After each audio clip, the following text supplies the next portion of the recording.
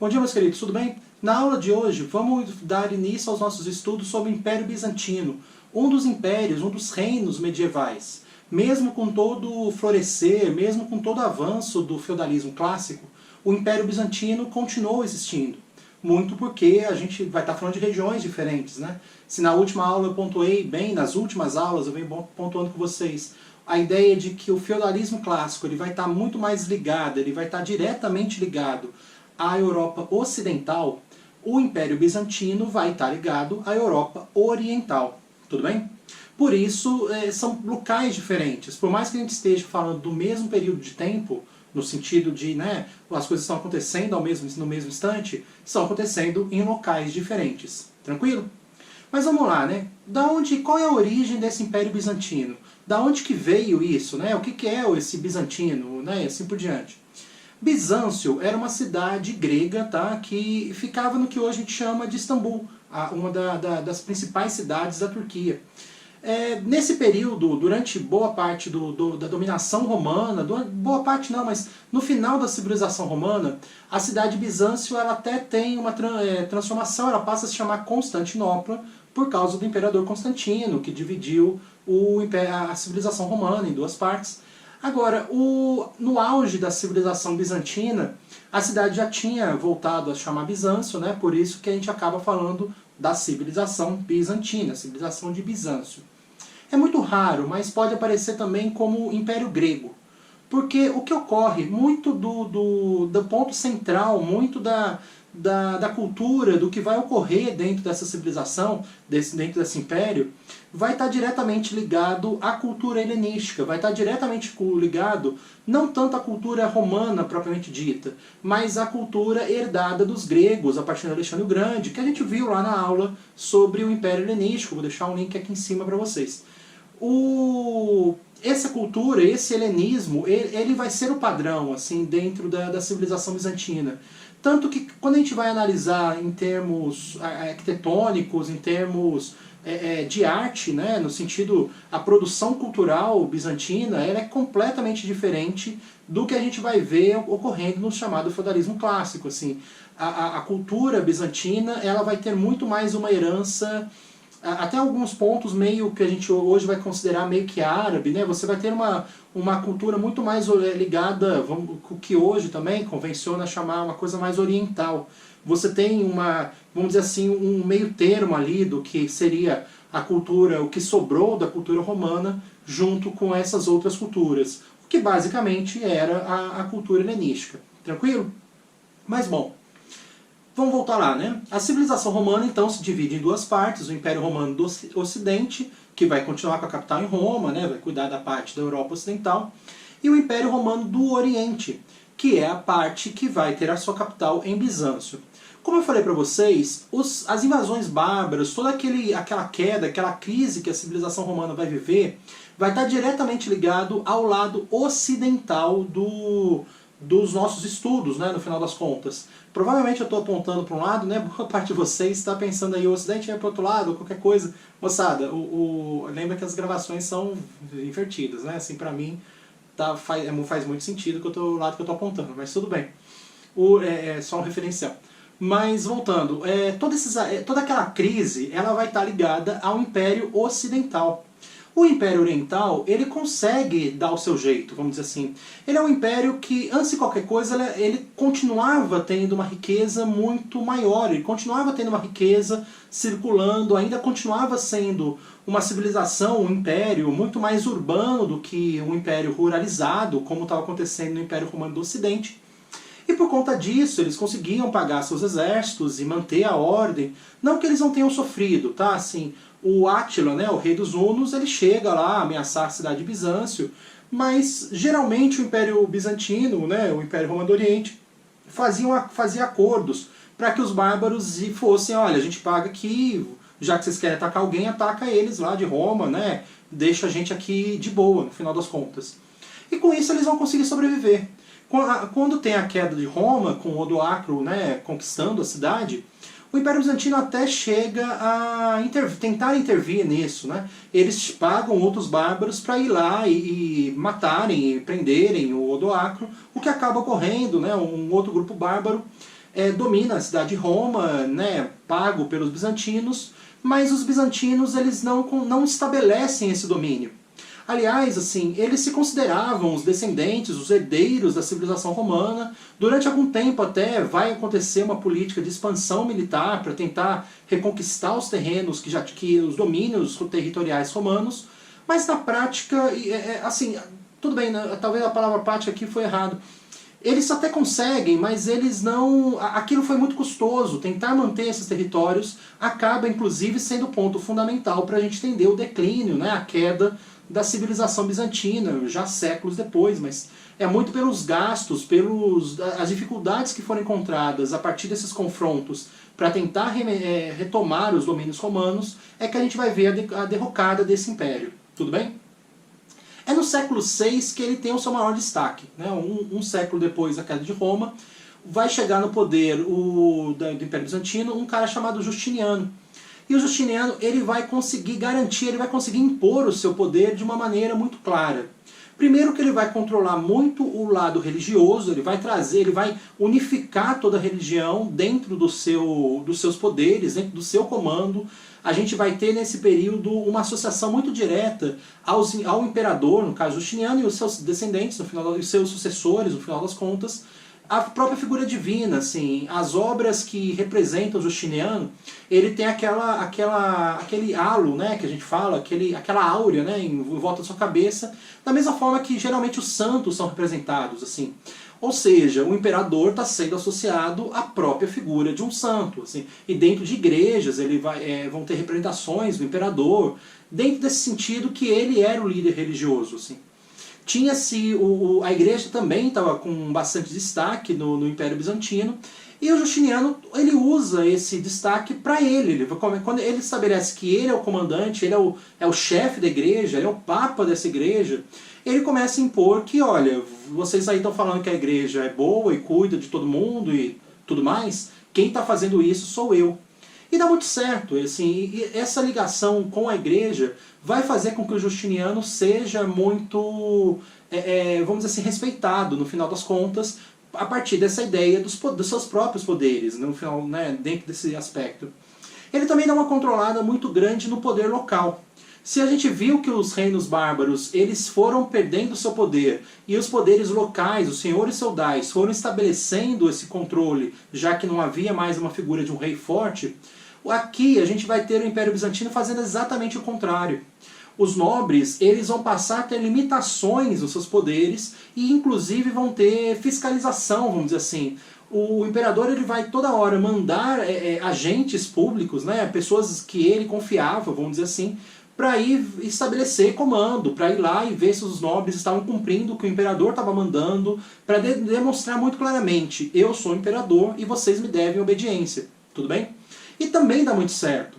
E isso acaba sendo muito facilitado porque ele começa todo um projeto de trazer de volta todo o direito romano, que é um dos pontos fundamentais da civilização romana. A civilização romana tinha leis escritas, e as pessoas sabiam quais eram os seus direitos, os seus deveres, enquanto cidadãos da civilização romana.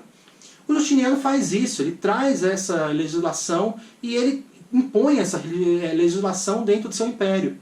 E o Código Justiniano, como isso ficou conhecido, ele era muito significativo porque ele estabelecia o poder do imperador como o único que teria que ser respeitado, mas ele também, por exemplo, estabelecia que os servos e escravos deveriam obediência ao seu senhor, ao nobre ali local.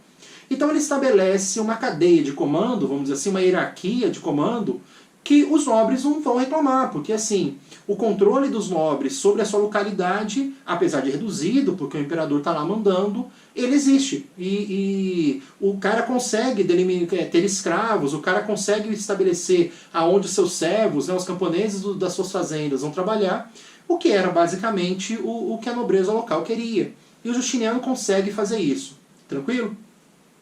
Ele também, né, durante esse período do século VI, tem a adoção do grego como a língua oficial, já que eles têm toda essa ligação com a cultura helenística, eles vão até pegar a língua grega como sua língua, vamos dizer assim, pátria, né? Como a sua língua dentro dessa civilização. Eles vão abandonar o latim e ficar diretamente com a língua grega. Isso já no século VI, o que mostra, né, que por mais que eles tenham tentado se dizer como herdeiros, inclusive da cultura romana, eles na prática vão estar muito mais ligados à cultura helenística do que qualquer outra coisa.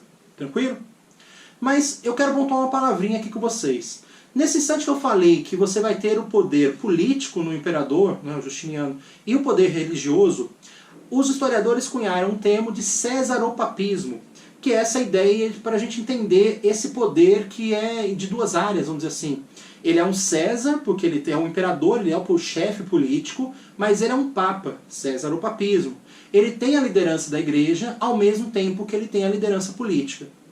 E isso funciona muito bem dentro do cenário ali do Império Bizantino, mas quando a gente vai passar para o cenário da Europa como um todo, ali a gente vai ter problemas.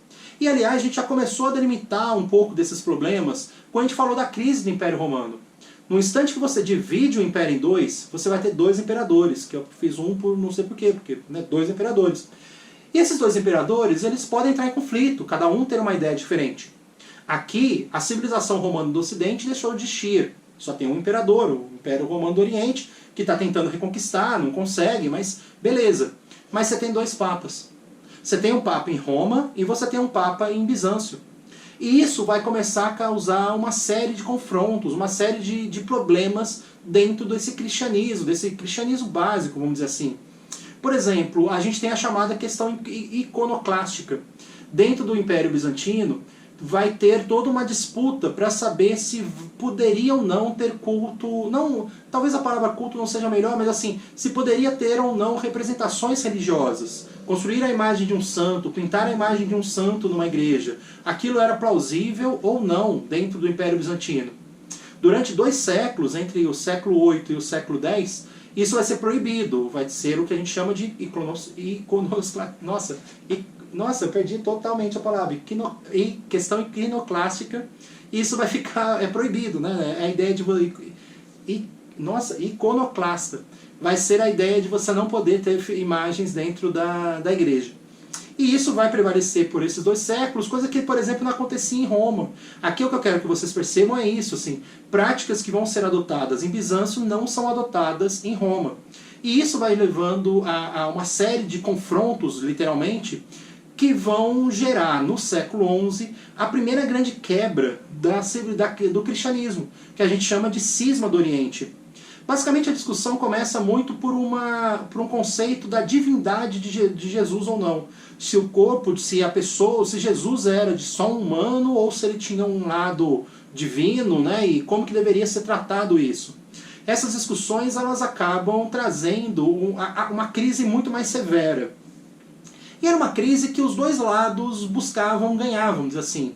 O Papa Romano, por mais que não tivesse aqui um império, né, no sentido... No século XI a gente já está com o feudalismo muito bem estabelecido. Por mais que ele não tivesse um rei para o garantir, vamos dizer assim, ele está muito interessado nessa quebra, nesse confronto teológico com o Império Bizantino, porque ele quer reunificar a igreja toda sob seu domínio. Então o Papa ele quer ser Papa de todos os cristãos. Já o imperador bizantino, que era o papa da igreja, né, dessa igreja bizantina, vamos dizer assim, ele estava muito interessado em bater de frente com o papa para tentar retomar o poder da civilização romana como um todo. Né? Você tinha esse aspecto de tentar reconquistar aquilo. E é um período que a igreja dizia que era herdeira de Roma. A igreja apareceu com um documento dizendo, acho que era do Teodósio, o imperador que transformou a religião cristã em oficial, dizendo que ele deixava todos os poderes do império para o Papa. O que depois foi descoberto que esse documento era falso, mas na época a igreja usava ele para justificar que, olha, se voltar até o Império Romano, é a igreja que manda, no final das contas. E os imperadores bizantinos estão tentando nesse aspecto, eles vão fomentando, eles vão ajudando essa rivalidade entre os bizantinos e os romanos, muito por conta disso, de que cada um tinha um interesse. O Papa ia reunificar a toda a religião, e o imperador, o César Papismo, o César Papista da vez, tinha a ideia de unificar o império propriamente dito. Beleza? Tem uma grande produção, a nível econômico, tem uma grande produção, principalmente de, vamos dizer assim, de artigos mais de luxo, né? Produção rural, seda, por exemplo, ali, que vai ter algum destaque, né? Lógico, produção de alimento também, mas eles vão conseguir, atividade comercial é que vai ser o ponto principal dentro desse império. Não tanto com o lado ocidental, até porque, como eu falei para vocês, o lado ocidental da Europa não tinha tanta grana para estar realizando atividades comerciais.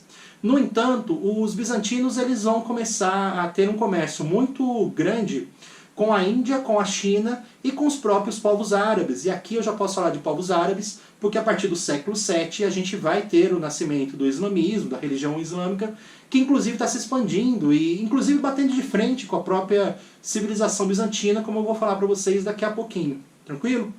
Então eles têm um comércio desenvolvido, não que a agricultura deles não fosse, né? Eles se sustentam muito bem, tem inclusive sobras ali para realizar atividades comerciais, mas o comércio deles acaba sendo aí o ponto principal. Tranquilo? Voltando um pouco para a religião também, assim, para a gente falar um pouco da questão da cultura e da arte, é muito uma arte religiosa, é um povo que está muito diretamente ligado à religião, como era a Idade Média, mas ali tem toda uma demonstração, inclusive, do poder imperial. Como o Papa e o Imperador eram a mesma pessoa, a ideia de construir uma grande catedral, a ideia de embelezar essas igrejas, ela estava diretamente ligada à ideia de mostrar o poder daquela civilização, daquele império.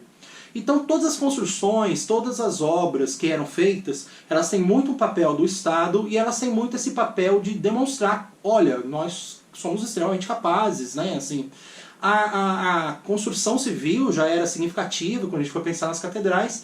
E eu vou colocar aqui, enquanto eu estou falando, a imagem da Catedral de Santa Sofia, que depois virou uma mesquita, tá? Mas ela já foi uma catedral católica. Hoje é meio que um museu, tá? Tem tanto imagens muçulmanas, né, árabes, como tem também imagens cristãs. Ela já foi tanto um centro religioso cristão como um centro religioso muçulmano. Hoje é mais um museu do que um centro, né, de religião, vamos dizer assim, uma igreja ou uma mesquita. Mas voltando, ela é muito grande, ela tem aí os minarets, né, que são essas torres, foram acrescentadas depois, mas perto do que, por exemplo, as catedrais góticas, né, que eu falei um pouco na última aula, ela não é que ela vai dever, né? É uma igreja de construção muito grande, mas ela tem ela vai estar nesse mesmo padrão. O diferencial dela mesmo, da beleza, dessa imposição, para mostrar o quanto os bizantinos eram capazes e poderosos e ricos e tudo mais, vai estar muito na parte interna.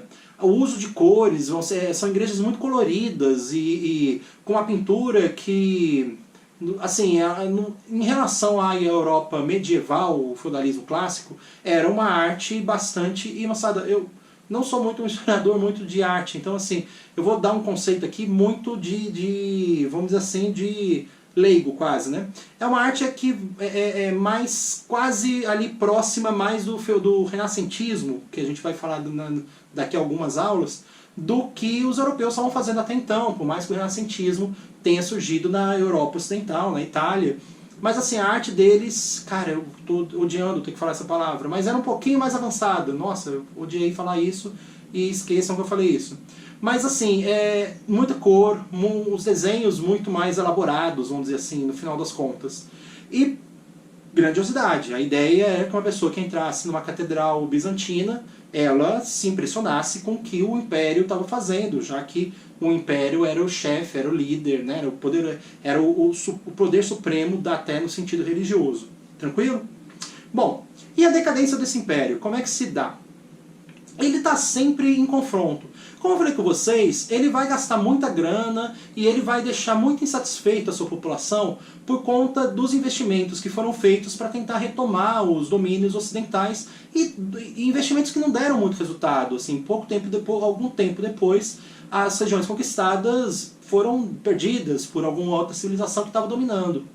E isso vai dar uma quebrada na economia da civilização bizantina, ao ponto deles não conseguirem mais impor uma ordem nas suas fronteiras, um domínio militar sobre as suas fronteiras. E com isso, cada vez mais eles vão perdendo território. É só em 1443 que Constantinopla, né, Bizâncio, vai ser dominada pelos povos árabes. Mas assim, quando a gente chegar aí já no século XV, quando eles são derrotados, né, conquistados, basicamente a civilização é basicamente só a própria cidade de Bizâncio, porque toda a região que eles já tinham dominado já havia sido perdida, principalmente para o Império Muçulmano, que estava se expandindo a partir ali do Oriente Médio, que é assunto inclusive da nossa próxima aula, inclusive. Mas eles sempre tiveram um problema muito grande com os muçulmanos, né, desde o início da expansão muçulmana no século VII. Mas assim, é bom a gente também dar uma destacada, um assunto que a gente vai também falar nas próximas aulas, que são as cruzadas, né? Na hora que os cristãos ocidentais, eles começam a vir na direção do Oriente para reconquistar a Terra Santa, reconquistar Jerusalém, que havia sido dominada pelos muçulmanos, também tem cruzadas que vão parar em Constantinopla, que vão parar em Bizâncio, e vão destruir tudo, e vão roubar a cidade. Porque aqui, no instante que você teve a separação, né, o cisma religioso, né, o cisma do Oriente, e a gente vai ter dois cristianismos diferentes, na visão do Papa de Roma, todo mundo que estivesse lá era inimigo. Por mais que Bizâncio tenha incentivado as cruzadas, porque era um exército a mais para segurar o avanço muçulmano, que estava lá toda hora vencendo os povos bizantinos, cara, depois de um tempo, Bizâncio passa a ser um alvo. A Quarta Cruzada, por exemplo, ela nem chega tanto aí a Terra Santa, Jerusalém, ela fica lá mais ganhando dinheiro em Bizâncio. Assim, eles ficam lá mais saqueando a cidade de Bizâncio, eles tiram o imperador, nomeiam outro cara como imperador da cidade. E assim, eles dão uma mexida ali, uma desestruturada dentro da civilização bizantina, o que acabou, com o passar do tempo, também sendo significativo para a derrota dos bizantinos para os muçulmanos no século XV. Tranquilo? Bom, mas reparem que a gente falou aqui de uma civilização que durou 1000 anos. Do século V, quando tem a queda da cidade de Roma e o final da civilização romana, que aí eles estão lá sozinhos, até o século XV, quando o Bizâncio é conquistado pelos muçulmanos. Tranquilo? Bom, o que eu tinha para dizer hoje para vocês era isso. Qualquer dúvida aí, mandem os sinais de fumaça habituais. Um abraço, sempre às ordens. Até a próxima. Tchau!